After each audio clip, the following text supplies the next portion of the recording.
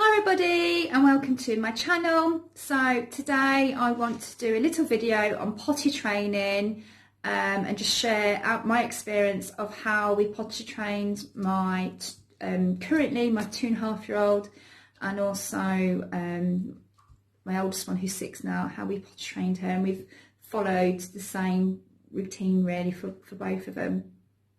So thank you everybody for subscribing to my channel, for joining the Adams family. If you haven't already subscribed and you like my little videos on my experiences of adoption and foster to adopt, and also my little experiences on our kids really, then please subscribe, please give me a little thumbs up, let me know what you think.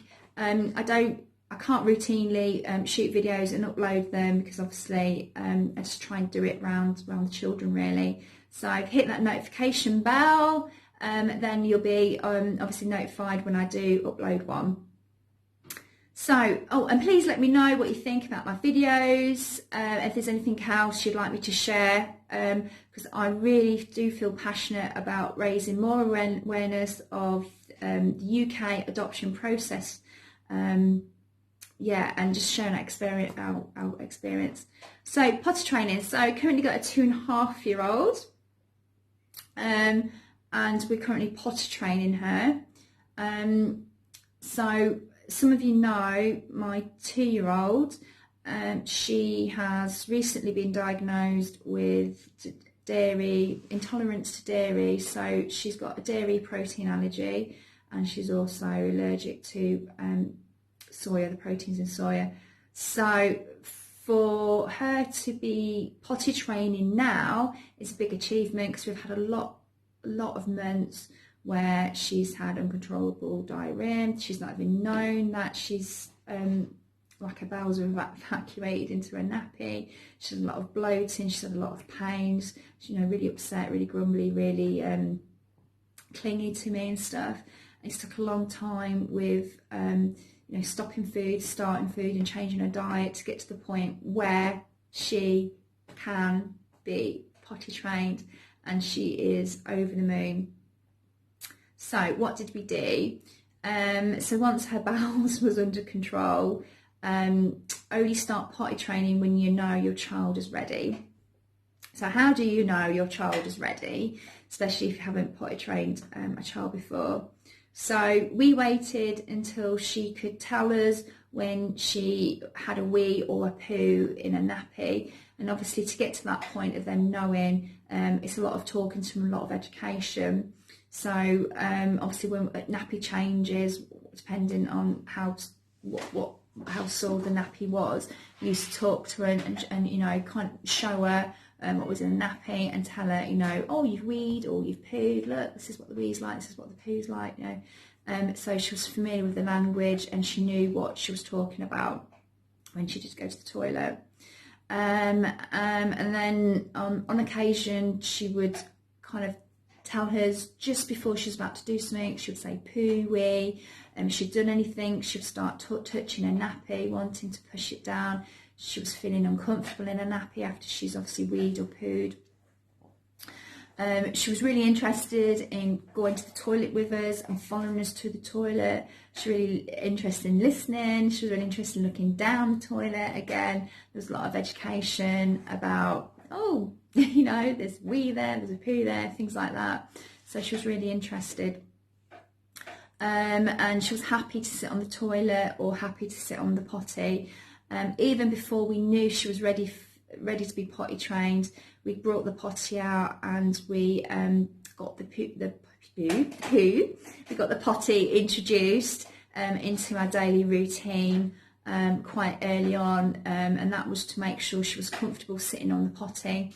Even if she was just had her clothes on, we used to get her comfortable sitting in the potty, sing little songs, read a book while she was sitting on the potty, let her sit on the potty in front of the TV. It's just really building it up, make sure she was comfortable. Because if they're not comfortable sitting on the potty for a long, not for a long time, but for a little while, then it's going to be really difficult doing the potty training with them. Because sometimes they do have to sit on the potty for longer than a couple of minutes until until the kind of the brain and the body and all that relaxes and works out. This is the appropriate place to, you know, open up and do that wee or that poo. And then we've got a potty downstairs in front of the sofa, in front of the TV. We've got a potty upstairs in the bedroom and stuff, not the bedroom, the bathroom. So like I said, so we could always get her on the potty, you know, in the mornings and at night time before bed, we sit on the potty and brush your teeth. Like before and after the bath, we used to sit on the potty. After meals, we used to go and sit on the potty. So she just got used to it, really, just built that routine. So what else? Then obviously when we knew she was ready to sit on the potty, she was happy with that routine. She was happy to sit on the potty. And then once she finally worked out about getting the wee or the poo in the potty, we rewarded her, and we did this with our oldest one as well. We rewarded her with just a tiny, tiny little sweet and stuff, and, you know, clapped and cheered and jumped up and down and made a really big thing of it. Then obviously once we wiped it down, pulled up her little cotton pants and stuff, used to make sure she followed us to the toilet. And actually my oldest one introduced the bye-bye wee-wee, bye-bye toilet, bye-bye poo, and, you know, watch it being flushed down the toilet. So she really enjoys that. And then I get her to wash her hands and stuff, and then we go and give her a little treat and a little sweetie and tell her this is because you've got the poo or the wee in the potty and stuff, you get this little treat. Obviously she had a few accidents, so it was just like, oh, never mind, don't worry about it. You know, a few times when she like did wee on the floor or whatever, she asked for a sweetie. He was like, no, you don't get rewarded for it being on the floor and stuff. You know, you got rewarded for when you get it in the toilet, then the potty. So she really, really quickly cottoned on to that idea.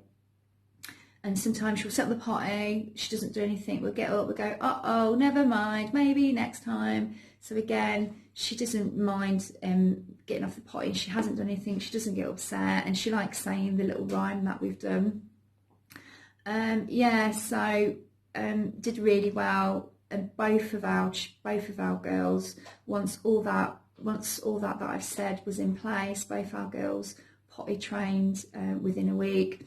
So maybe we were really lucky, I don't know.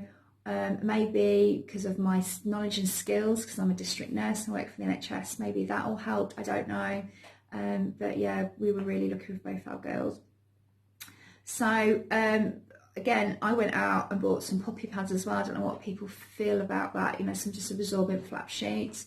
But once we started potty training, put the girls in the little cotton pants. For my oldest one, she would really love the princesses, so we got her some cotton pants with some little princesses on. And for my younger one, she really loves Peppa Pig, so we went out and got her some pants with Peppa Pig on, and they both loved wearing them. So once we decided to do it and they went in their little cotton pants in the house, we said that's it. We lied, we hid the nappies and told them they didn't have any nappies, and don't go back. I think routine and consistency is the key. Once you've put them in once you've made a decision and put them in the pants, it's kind of not going back to the nappy, really, persevering. And both our girls didn't miss the nappies. So we used the puppy pads, like sitting in the high chairs, sitting on the sofa. We lined the push chair, a car seat as well, so they do have a little accident, it's fine. And if they do have a little accident on the floor, the puppy pads are really good to throw down the floor, just get it absorbed and cleaned it all up. If it's a little wee, they're absolutely brilliant, the puppy pads are. Can't recommend them enough. And my girls love them, and they go and grab them and lay them out on the sofa and sit on them. They're really good. Obviously it's been a week now, so she's classified as potty training, so she doesn't wear a nappy at all for any short journeys or anything like that.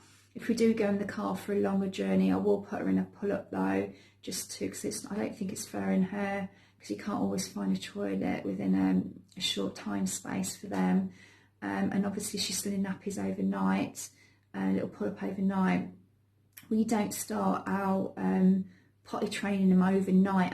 We don't potty train them until they're 3 or over, and until the nappies start getting a bit dry or a bit lighter with wee as well. Because the children, there are some exceptions, but most children can't build up their bladder capacity of like 10-12 hours, can't hold the wee for that long, for 10-12 hours overnight. It's, you know, they've got to build that up, and they don't get that bladder capacity until they're three plus. So when the nappies are getting dry, or the nappies are virtually dry, and we think they can hold it a good few hours, then we start them. So we don't put them in a pull-up, put the waterproof sheets on the bed. My girls always go to bed early, so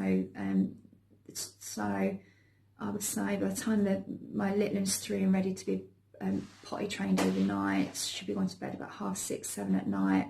So then I normally go to bed at 10, 10:30. So then I'll obviously get her out of bed, the potty be next to her bed, I'll put her on the potty. And then I think we did this with my 6-year-old when she was little, when she was about 3. We did that, got out of bed at night, put her on the potty.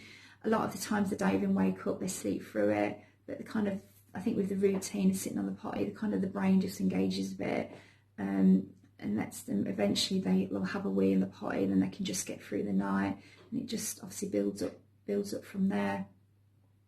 So yeah. So let me know, is anybody currently potty training out there? Is anybody thinking about potty training? You know, what's your thoughts on it? You know, what have you done? What's worked for you? What hasn't worked for you? I'd love to know.